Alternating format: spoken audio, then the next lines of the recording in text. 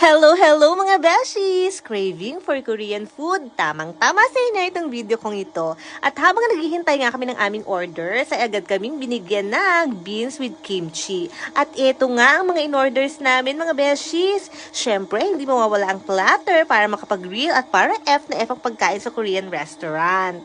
At ito nga palang restaurant na ito ay one of the best Korean restaurants, of course, dito marin sa Milano. Ito ay ang My Kimchi Korean Restaurant na matatagpuan sa Viale Montelo, numero 9. Eto nga pala ang pangalawang beses ko na makakain dito at in fairness, ang yummy talaga ng food nila at ang babait ng staff.